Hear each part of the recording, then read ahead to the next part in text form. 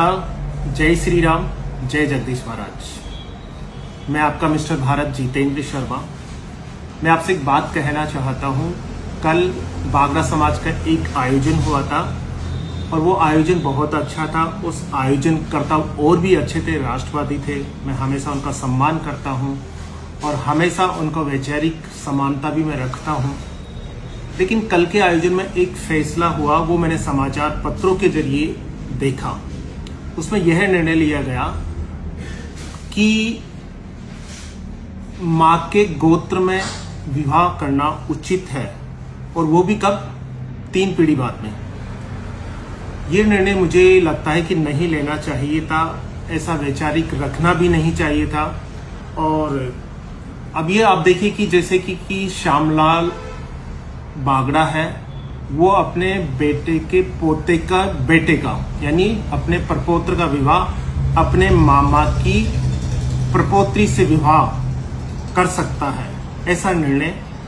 और ये वैज्ञानिक दृष्टि से भी अच्छा नहीं है, सेम गोत्र में विवाह करना और फिर इस तरह से विवाह करना। यानी कि हम हमारे ननिहाल के परिवार में जाते हैं तो हमारा जो आने वाली पीढ़ी है वो उनकी आने वाली पीढ़ी के लिए कैसा सोचेगी, वैवाहिक जीवन की, उसको पत्नी बनाने के जीवन के लिए सोचेगी। ये गलत होगा और ऐसे निर्णय को हमेशा आलोचना की जानी चाहिए। और ये अगर समझ में या ना समझ में कहीं पर फैला है तो इसके लिए हमें वापस निंदा प्रस्ताव लाना चाहिए। और ये एक तरह से सेम गोत्र में विवाह करना या उनके ऐसे ही कर लेना, ये तो एक तरह से मुस्लिमकरण हुआ, मुस्लिम की तरफ बढ़ना हुआ। और ऐसा विवाह मुस्लिम में और शेड्यूल ट्राइब्स में भी कभी कभी ऐसा होता है। मैं हिंदू होने के नाते मैं उनमें भी उचित नहीं समझूंगा। आप देखिए कि हम उस सनातन हिंदू संस्कृति में है। अगर मैं मेरे मामा के परिवार ही नहीं, मेरे मामा के गांव में जाता हूं तो उसमें बसने वाली हर जाति, किसी भी जाति का, वो मीना भी हो सकता है, बेरवा भी हो सकता है, उसकी बहन बेटी भी मैं मेरी बहन बेटी के बराबर मानता हूं। ये हमारी संस्कृति चल रही है। और हम अगर ऐसे समाज में निर्णय ले आएंगे तो ये समाज की विद्रुपता उसमें दिखेगी। इसको रोका जाना चाहिए था। हमें करना क्या चाहिए था?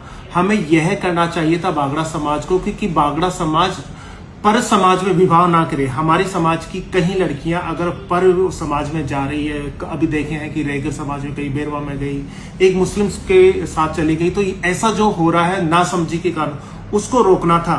तो हमें फैसला तो क्या लाना था और ले आए क्या, इसके लिए हमें पुनः सोचना चाहिए था। ये उसी तरह से फैसला हो गया जैसे मोदी जी लेकर आना था यूजीसी, जो हमें समान नागरिकता वाला कानून था, और वो ले आए यूजीसी, यूनिवर्सिटी ग्रांट कमीशन वाला।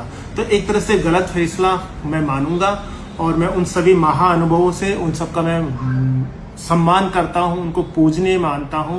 वो पुनः इस फैसले पर विचार करें और इस निर्णय को वापस लेवें। ऐसा नहीं करे तो हमारे लिए बहुत अच्छा रहेगा।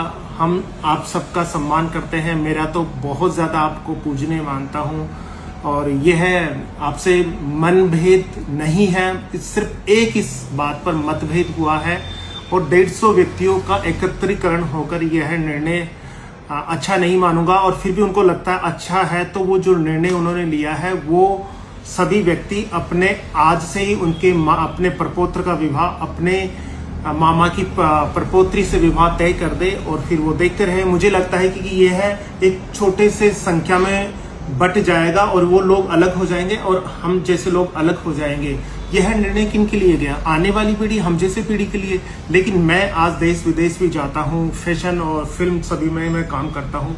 मैं संस्कारों से जुड़कर रहना चाहता हूँ। मुझे नहीं चाहिए ऐसे नियम। मैं संस्कारों से जुड़कर रहना चाहता हूँ। आप एक पीढ़ी मेरे से पूर्व के हैं, वो आप ऐसे निर्णय ले रहे, तो वो निर्णय मुझे तो अच्छा नहीं लगा। मैं इस निर्णय को सनातन हिंदू संस्कृति के भी विरुद्ध मानूंगा। ऐसा कहीं धर्म और शास्त्रगत में नहीं कहा गया कि हम ऐसा करें। जय सिया राम, जय जगदीश महाराज।